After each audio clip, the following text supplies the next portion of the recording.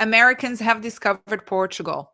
Portugal is a small country of over 10 million inhabitants, and it's the oldest country in Europe and one of the oldest country in the world. It has been nominated number one must-visit countries for years in Europe, great for outdoor and road trip lovers. It's a budget-friendly country all around. The climate is amazing with 360 days of sunshine. You don't have to speak Portuguese to visit or live in Portugal. The food is amazing. I can tell you that firsthand. It's very diverse, traditional, and healthy due to the Mediterranean diet. Many are moving to Portugal for safety, healthcare system, proximity to all other countries in Europe, and the golden visa opportunities. That basically means you would be entitled to European citizenship through real estate investing and remote work opportunities.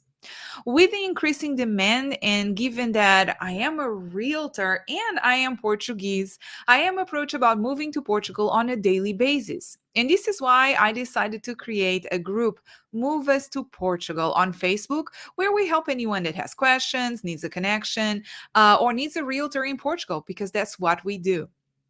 We have some educational videos already from past webinars on my YouTube channel, so go ahead and check it out under Claudia de Silva Realtor.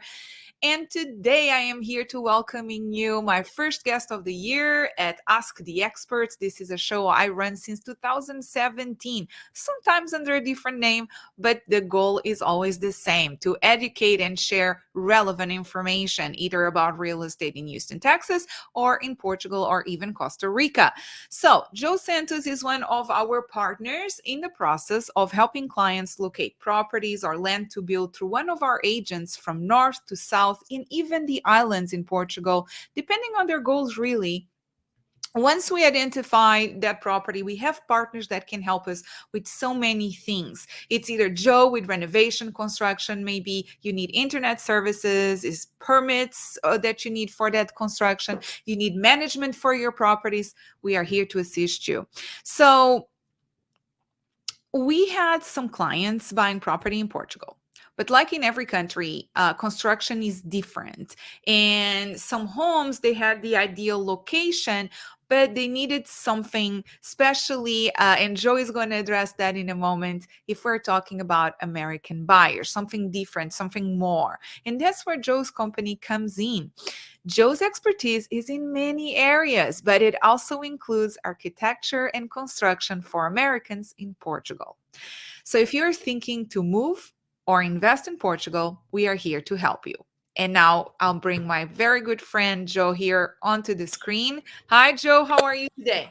Great. Good morning. And let me tell you that your enthusiasm is always infectious. You bring a smile to my face. Thank you. I get that often, and I appreciate that. I try to convey that into the screen. I am very enthusiastic. I'm very excited you're here. You are very busy, and you have a new enterprise that I want you to share with us what it is all about. And we're talking about our country. Both you and I are Portuguese, and we get to talk here on my video podcast, Ask the Experts, about our country. What an honor. So, Joe, take the floor. I hear you decide to start this new enterprise. What is the enterprise and why? Yes. So the enterprise is called JACS, JACS 21. And what it is, it's a company that brings people who want to build a home or renovate or reconstruct a home, or a business for that matter, meaning a physical business location, brings them together with a broad array of the experts who are needed to do that, from step one to entering the home with your key and being able to live there. So that is, it's sort of soup to nuts, and we're able to guide and take the homeowner from the first step to the last step. Why did I decide to launch it? Yeah, so many. I think the best things are born of personal experience, and I have been in the process of building my own home in Portugal, just outside of Óbidos. And it's actually the reconstruction of a family home that is about 60 or 70 years old. And what we decided to do there was basically gut the place except for the principal outside walls, and then build a new modern home with all of the expected conveniences that my wife and I wanted and want, both from a sort of a Portuguese environment perspective and an American expectations perspective in terms of what we wanted. And the experience started off not well. And it was not initially a good experience. And so I put a stop to the project, changed members of the team, not all of them, but some of them. And I wanted a different experience in the process of reconstructing itself. And the result has been a very good experience with a wonderful result that we are very, very happy with. So the learnings from that process, I reflected and said, you know, it should not be that other people who want to do this, whether it's a new home or a reconstructed home or building a business building or reconstructing a business building, people should have a good experience, not a bad one. This is an investment. This is personally creative. This should be something that we look forward to and look backward and say, you know, that was a lot of fun and I really like what I ended up with, which is where we are now, as opposed to where we were about a third of the way through this. Absolutely. I know you are so right. And that's why I really wanted to partner with you. We do have that happening. We have homes. We just mentioned Portugal is the oldest country in Europe, one of the oldest in the world. That is going to affect as well how some homes are built in Portugal. And we have had quite a lot of clients visiting Portugal, and they realized soon enough that the layout, especially if they come from America, the layouts of homes require adjusting to what their needs are. And a lot of us have this idea of what we want in a home from where we live, and that's the US, where everything is big, where we have these trends every year. Kitchens, bathrooms is very big right now. The bigger, the better, and not just in Texas, because everything is bigger in Texas. And so I wanted to partner with you because now we have clients that no longer need to avoid purchasing a certain property. They can contract your services to make that house look the way they want, or they can build it from the ground up. So tell us a little bit about what services specifically are you offering the public?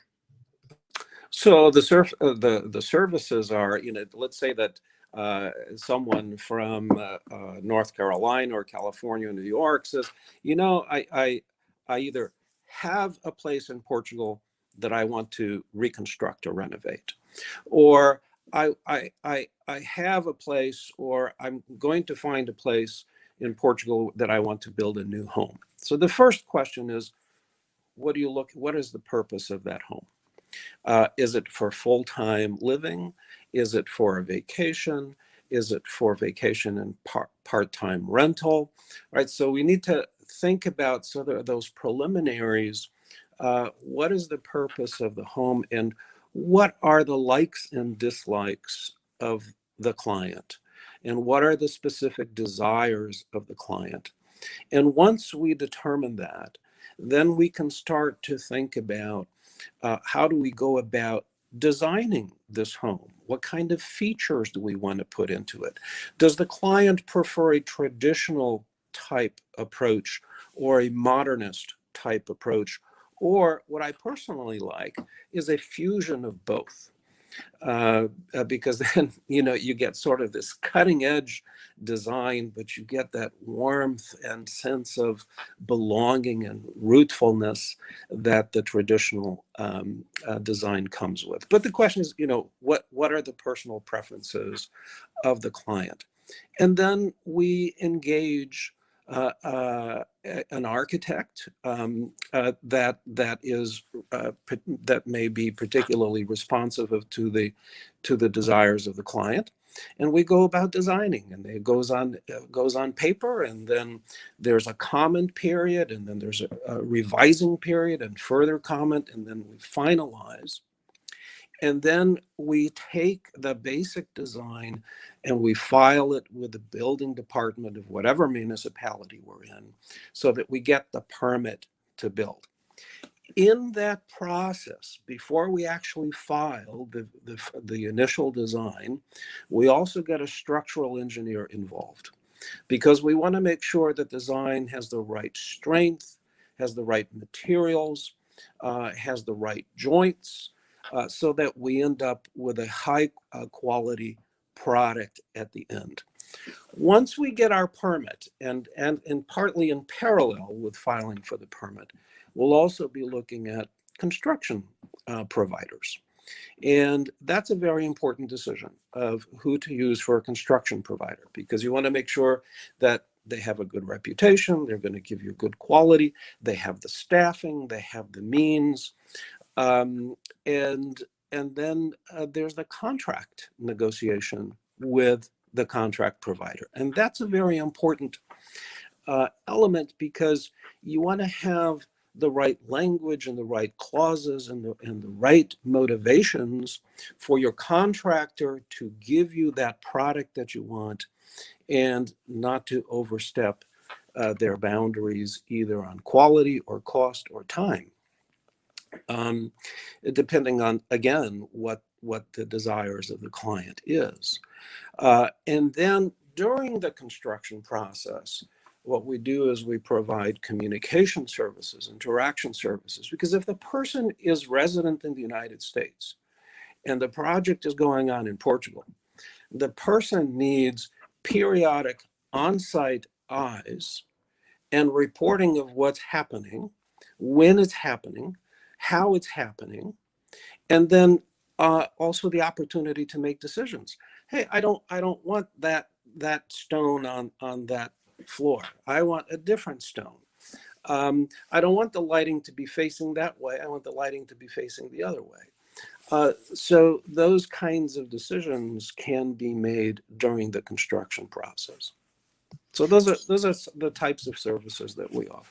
I love it. I'm very excited about this. I mean, I love construction. My father was a builder in Portugal for many, many years. I love construction, and coming from a different country, every country has their own materials that they use that are local from the area. You can also import. These are conversations you can have. You can import materials from anywhere. They have costs attached to them, but there's something to be said about the materials we use in Portugal. So it's nice to have someone experienced like you in your team that can let people know, look, this is what the kind of stones we use, this is the kind of materials we use in construction. I'm very excited about that. When I think about myself purchasing a property in a different country that I've considered many, many times, I have those worries. Not just that, exactly the services you're offering, it's such a relief, because a lot of people shy away from purchasing because they are not sure, okay, who are we going to use to do the construction? Then how it's going to work if we are not there all the time to supervise it?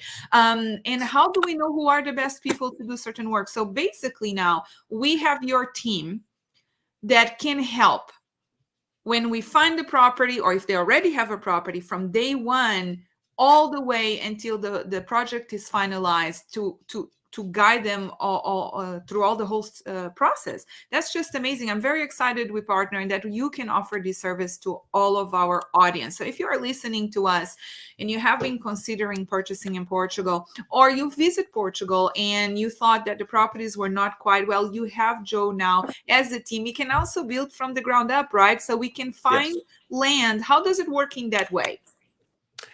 So if someone doesn't have a site, they haven't decided on which particular town or which part of the country, what I would have some initial conversations with the person and some back and forth, but I would basically send them to you, Claudia, because you're the real estate professional and expert.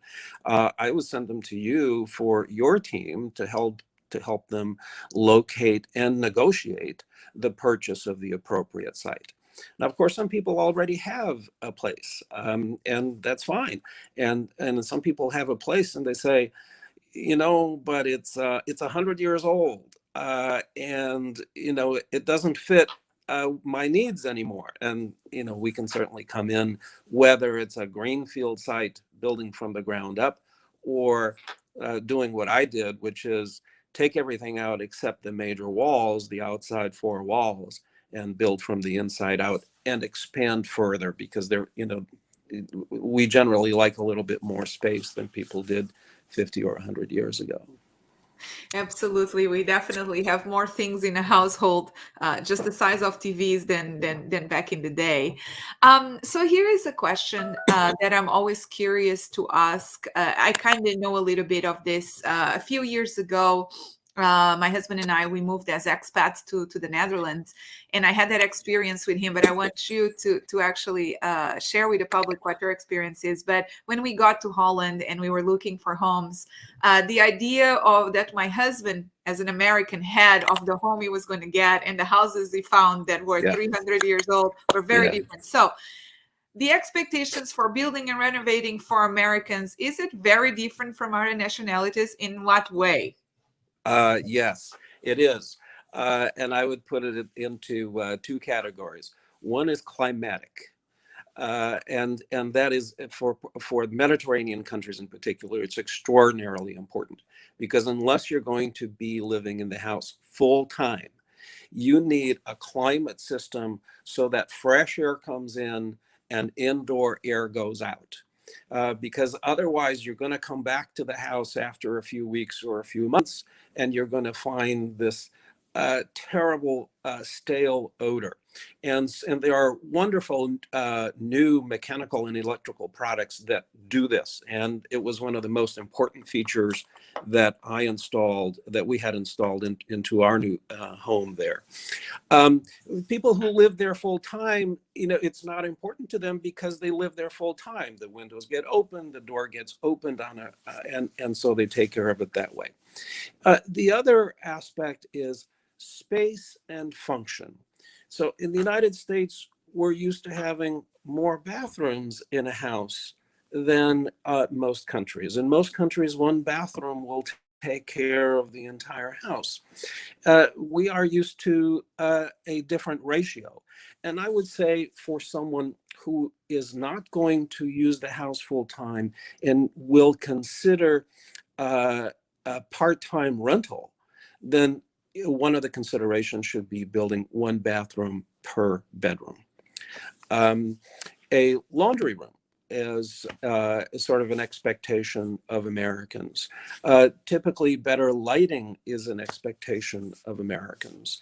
And one of the reasons that Americans move to Portugal, especially those who don't live in the southwest of the United States, is to take advantage of the marvelous weather.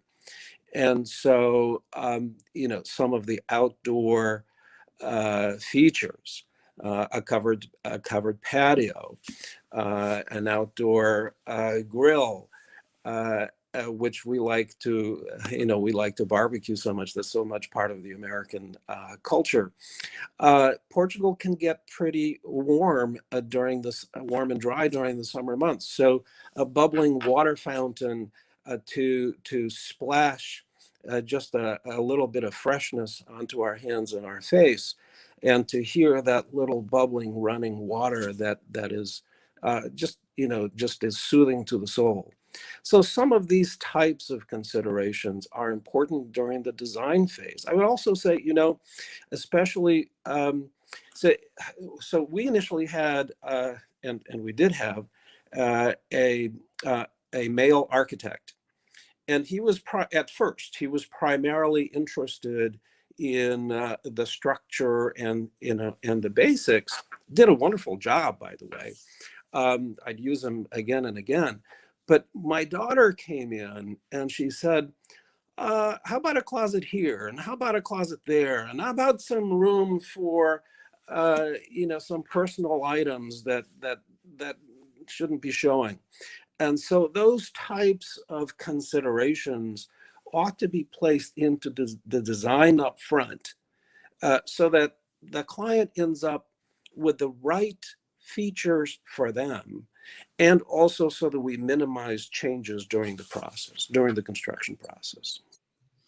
I love this. When people work with you, they have the best of both worlds. Someone that knows the country, Portugal, that knows the American culture and can cater to what Americans need and want, and explain how that works in Portugal. I think this is fabulous. I'm so excited to see your company grow. Now, when someone starts to build or renovate, what are some considerations they should have? I want to talk about time frames because every country is different, cultures are different. What are some considerations so we are realistically approaching the client on these considerations they should have?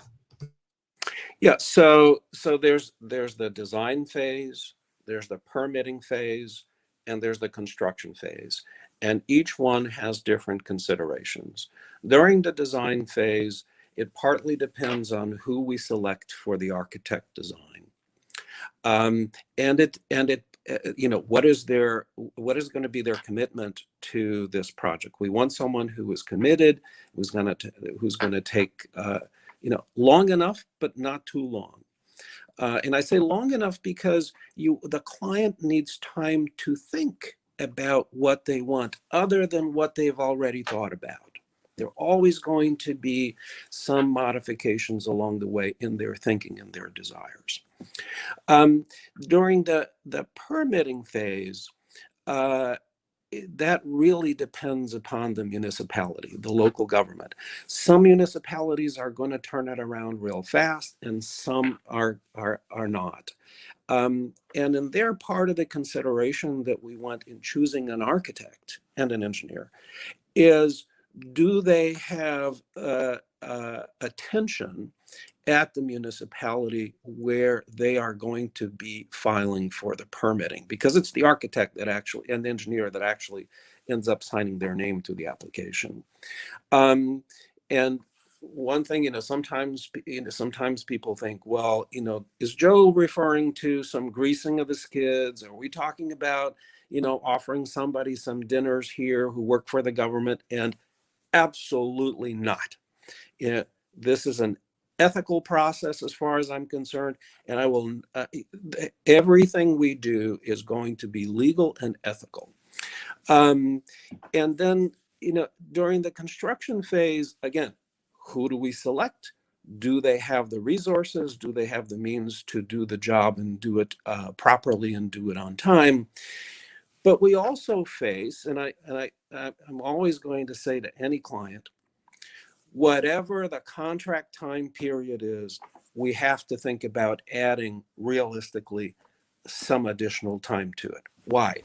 As we know today in the United States and elsewhere in the Western world, there are supply chain issues, right? If you're going to choose flooring that comes from Germany, there's going to be a supply chain issue. If you're going to choose a particular tile that comes from Canada, there's going to be a supply chain issue. Fewer issues when the materials are sourced locally.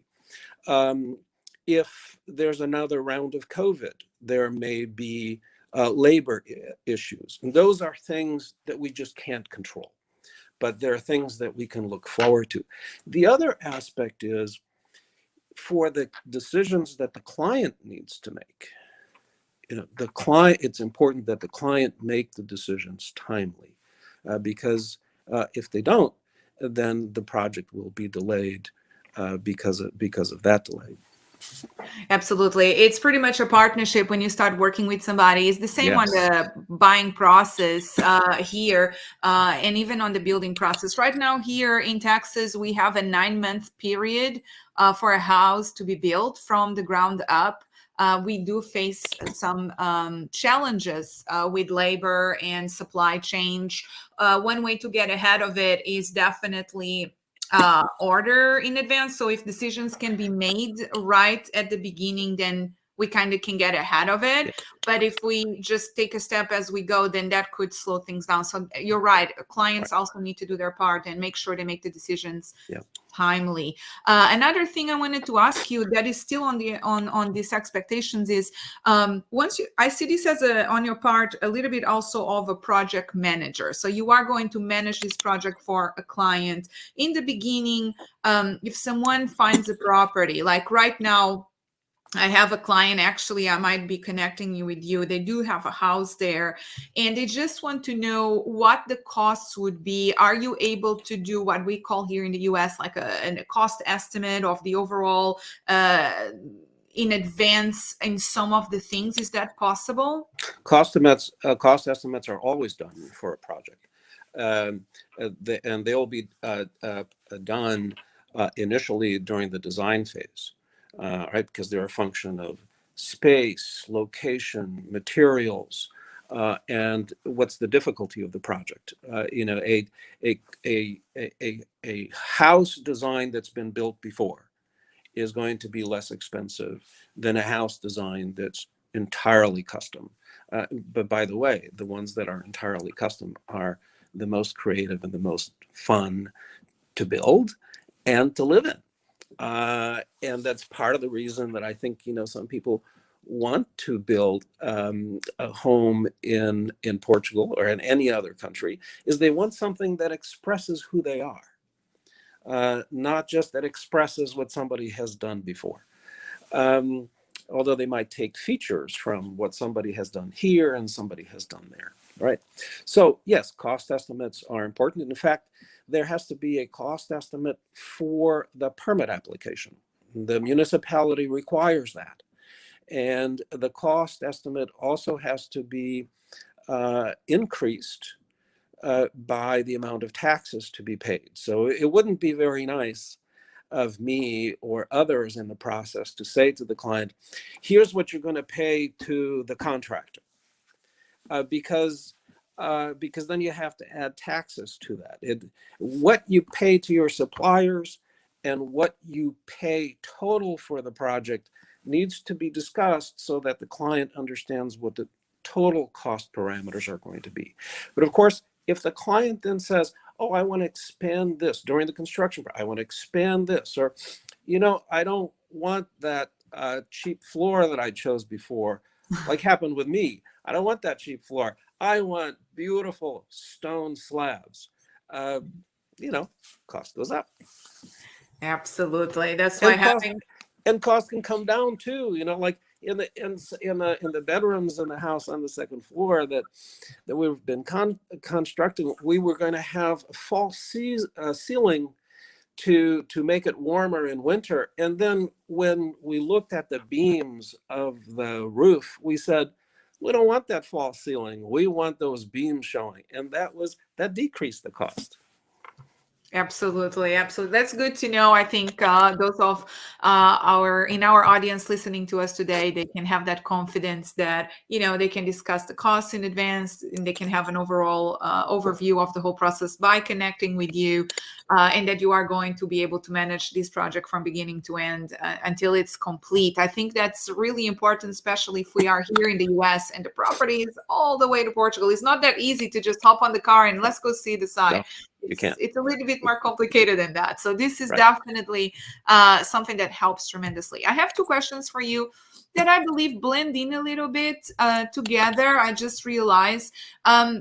So I wanted to know, every year in real estate here, we talk about trends. So what are the trends for this year? So here in the US are kitchen islands for kitchens, and then there are the new tubs and faucets, and the golds are coming back to bathrooms. So I want to know, what are a little bit the style trending in Portugal, and are Americans really wanting to design outdoor kitchens and pools? Is this something they ask for often?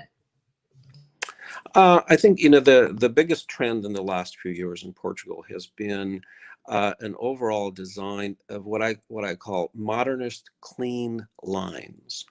If you look at traditional buildings, they'll have many corners, many eaves, many different aspects. And the modernist clean line design is very straight lines, frequently concrete walls, which may, some people just like to see that concrete. That's not my particular taste, but some people like it.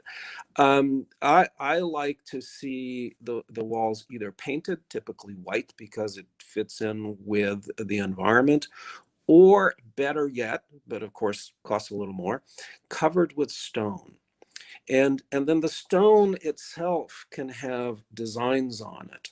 It can be a traditional picked stone with smooth edges, or it can be all rough, or it can be all smooth.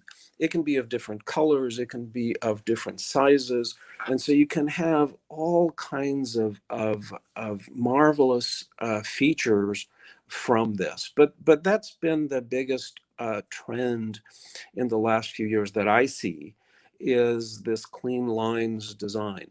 As I mentioned earlier, my personal taste is a blending of traditional and modernist design. I think that's, it's very respectful of the rootfulness and history of the past, and it's very comforting, and it's a wonderful blend with the Mediterranean climate. Absolutely. So when we build houses here in the US from north to south, they are pretty similar. We use a lot of wood, cement boards, and so construction in Europe in general, but in Portugal is very different. We use a lot of cement, iron, stone, concrete, really, to build homes. And so one of the things I find very interesting, and it's actually such a blessing, when you are building a house or renovating a house in Portugal, it's like your creativity levels can expand because you can do so much more. It's very rare to find two houses, unless if you are building or if you purchase a condo in a building. We are talking about primary residences, not really condos, for these purposes of this interview. And so they are all very different. We don't have cookie cutter construction in Portugal. They're all very original. They were built by families for the needs of those families, generation over generation. And so some rooms have been added, some rooms have been removed. So when you are building in Portugal, if you are from the US and you don't have a lot of ties to Portugal, you don't really know a lot, and you are considering now to move there and purchasing there, definitely a creative aspect to it. There is so much you can do, and every house will be original. Every house will be different. And that's one of the things that I really like about construction in Portugal. Yes, and so part of those differences were really because people built with what they had locally. When my father built the family house back in the 1950s, in the early 1950s, he built the first floor walls literally with the stone that was on site. But there have been wonderful technological advances in materials and how to apply materials. So, for example, an older home in generations past would be built of stone with one solid stone wall. The problem with that is, especially during the winter, moisture comes in through the stone or condensates on the internal part of the stone, and that's not good. It's uncomfortable, it's humid, it's cold. So one of the great technological advances have been to use hollowed a brick with a double wall, so that inside the brick sandwich is either air or insulation. And that provides for a very, very comfortable home on the inside atmosphere. For homes where that's not possible, where there's an existing wall and you don't want to get rid of that wall, you can use a new technology that's called plywood, relatively new, and that creates the same type of insulating effect so that you have a warm, comfortable environment inside the home.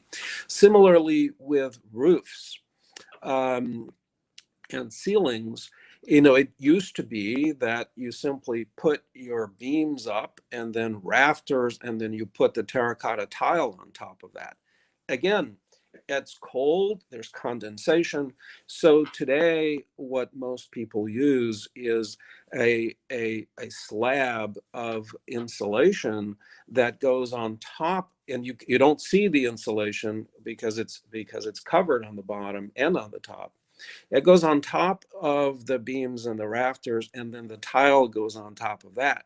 So again, you have this marvelous insulated environment that keeps it cool when the sun is hot and shining, and that keeps it warmer during the winter.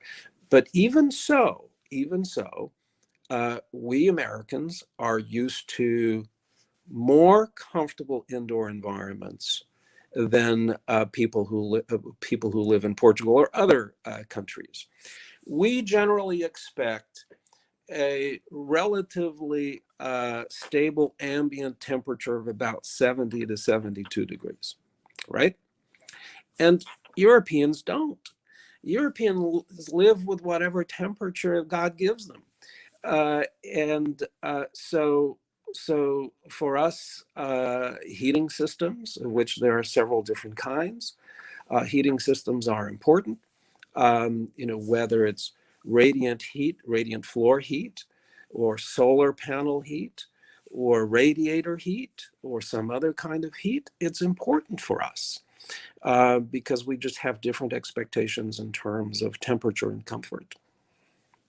Absolutely. It's so true. That was exactly the experience when my husband got to Holland. His expectation of what is accustomed here in the US and what he was getting on a 300-year-old home was a cultural shock. But the good news is that in Portugal, now you have Joe's company that can actually modernize, expand, renovate that Portuguese traditional home to fit your needs coming from the US. And I love how much detail you actually in consideration you have in your plans, the way you are describing construction, very much geared and detailed towards the American vision and what Americans need. So I love it. I really, really am happy that we connected, because I know you can serve a lot of our clients. Now, we talked about all of the benefits. We talked about all of the process. Let's talk about what is the worst that can happen. What is the worst about designing and building in another country? Do you want to shed some light on that? You mean like what's most frustrating? Yes. Yeah, I mean, listen, there are wonderful moments in this type of process, and then there are always some frustrating moments. Somebody puts a pipe conduit where we don't want it. We want it somewhere else. But those are small matters. The most frustrating parts are, as I mentioned before, the supply chain issues or labor issues. The contractor doesn't have. Somebody quits, a manager quits, or they get into some difficulty, some financial difficulty, for which part of this process is financial management, right? We have to be careful with finances and control those. You filed a permit with a municipality and they are not as sophisticated as some municipalities, and they take longer than one would like. And so it's important, I think, that clients be flexible. That's why, I said earlier, whatever the time frame is that is agreed on with the contractor, you have to, in your mind, add some to that and be flexible. Also because, there's just no point getting frustrated and angry, because and whether we get frustrated and angry is actually in our control, right? It's how we react to something is in our control. And it's much better to manage it and deal with the problem and fix it, whatever the problem may be, and fix it, rather than to spend our energies on things that are unproductive. So, I think I've done that with myself, and I certainly will counsel people to have flexibility. It will be a much better experience that way. Great advice. If you are considering to purchase to move to Portugal and you have a certain time frame, that needs to be discussed. It needs to be a realistic approach. If you are purchasing a property and you want to build it or renovate it, and this is an investment, you are not in a rush per se, that's a totally different scenario. Or if you are moving to Portugal permanently, retiring, for example, but you still have time, again, all of these should be discussed. Managing expectations is very important. That's what we actually start with when we get that introductory meeting with our clients, is to set expectations more than anything. Things in Portugal don't work the same as in the US. And that is the beauty. That's why a lot of people are moving to Portugal, exactly for that reason. It's nice to live in a country that is not rushed, where there is time to drink coffee outside, have 2 hours lunch break. But that comes with the other side, is that things, bureaucracy, paperwork, permits, everything else, they might take a little longer than would maybe in the US. But the beauty is that you're moving there for a reason. And the Right. reason that attracts you to it is because it's slower paced. If you're slower paced, you live longer. So there's nothing that negative about it, right? Right. So on a personal note, you have a company here, you live in the US, you have other things that you are involved in. How often do you get to go to Portugal, and where are the headquarters really of the company, or is everywhere? How does that work? The headquarters for now are wherever I am. Uh, and that's one of the nice things about over there is that there's wonderful internet connection. I mean, basically, when I arrive at the Lisbon airport, I go to the Vodafone store and I buy a hotspot for whatever period of time I expect to be there. And I just carry that hotspot with me and my laptop and my iPhone, and I'm off and running. So the very good, and some people choose to be there, to buy there, or to build there because virtual work, remote work is easy from there. So how often do I go? So we're now at the end of approaching the end of the second year of the pandemic. I've been there 4 times in the last 12 months. I'm planning the next trip for late February, early March start time frame, and I will go as often as I need to because I love going over there, um, and I find being on an airplane is quite safe. There are wonderful filtration systems. Airports, if you're going to be next to crowds at an airport, that might be a question, but I have not had any difficulty. I have not contracted COVID so far, despite the travel that I've done. I think the people in Portugal are very careful. I mean, they have their own challenges with COVID, of course, but you go inside a restaurant, you sanitize your hands. You come outside, you come out of the restaurant, you sanitize your hands, and so on. So I find that as long as we adhere to good sanitary rules, things work, and they've worked for me so far. I agree with that. It should always be like that in any given time, no matter if we're in a pandemic or not. Yes, But yes, I believe this is a global education on hygiene. And I think you're right. There is ways to do things. We shouldn't be afraid to fly or go to Portugal. There is no restrictions. There is some regulations. And you guys, if you would like to know what they are, keep coming back, visit the Move Us to Portugal group or even the Palcas. We do have current travel updates for you of what's going on right now. There's no restrictions into getting to Portugal. You do need to have vaccinations, etc. But there's no restrictions other than having vaccinations to really go to Portugal or testing negative for COVID. So that should not really be impacting your pursuit of having your dream home in Portugal right now. Did you see any changes on the overall daily projects operations since COVID? I mean, other than what we talked about, supply chain, labor, I mean, is there anything else because of COVID that has affected the projects moving forward? No, supply chain and labor Is the one. availability have been the two primary categories.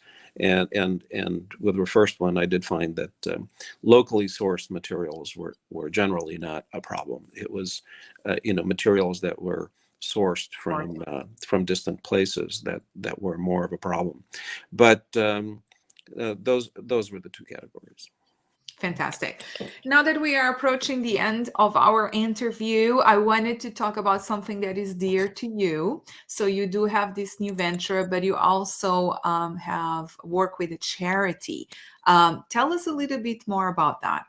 Well, not one charity in particular, but part of what I want for JAC21 is to earmark a percentage of any profits from the company to go to charity work.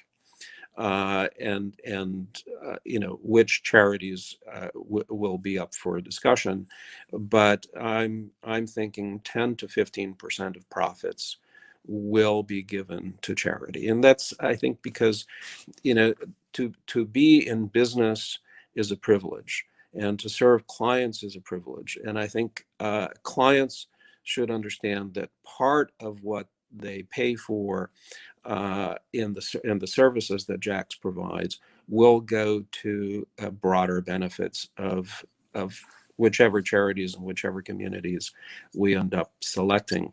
But I think it's an important part of our responsibility as citizens, American citizens, Portuguese citizens, citizenships of the world, to give to our communities and support our communities. Are these charities going to be located in Portugal or in the US? It may be one, it may be the other, or it may be charities that serve both. And as you know, I'm on the board of PALCUS, Portuguese American Leadership Organization. And that is one of my favorite charities, not only because of I provide work for them, but or service, I should say, but I've been a donor to PALCUS, and I would expect that will continue. Yeah. And I couldn't think of a better charity, really, that is an organization that has been in action for years and that has supported our Portuguese American community so much. And it's because of them that we are here today. That's how we met. So yes, that's right. Think of a better charity here to donate to. Joe, thank you for your time today. Before we go, is there anything else you would like to share with the public? No, I think this has been a wonderful conversation. I would invite people who listen to this and who have questions, send me an email, start a conversation. And, I think from these comments, I think it's a question of what does a particular client, what are they thinking about? What are the possibilities? And then go from there. And I would certainly welcome and invite that kind of communication. Absolutely. I cannot wait to see your project in Óbidos. Is one of my favorite places in Portugal. Is my husband's favorite place. When he went to Óbidos, he fell in love. I think he went on the little, I don't know the name. Is it a castle? Yes, it's a UNESCO World Heritage Monument, actually. Yeah. Yeah, my husband was so impressed. He actually walked the whole wall of the castle by himself for hours. I was like, "Where is he?" While we were having pastéis de nata and the little drink that they have there. But anyways, it was Ginginha. beautiful. Ginginha. Yes, I forgot the name for a moment. My grandma actually makes it from scratch, so I should know. But anyways, guys, if you're listening to this, start a conversation. Joe is here to help you. I'm here to help you. Visit us at Move Us to Portugal, or just, contact us anywhere, Facebook, Instagram, LinkedIn. We're here to serve you. Joe, thank you so much for your time today. Wonderful to talk with you, Claudia. Absolutely. Bye-bye. Always a pleasure. Everyone, we'll be back next week with another guest. We're going to be talking about Porto. So if you would like to learn more about the capital of the North in Portugal, tune in next Wednesday at 11 a.m. Talk to you soon.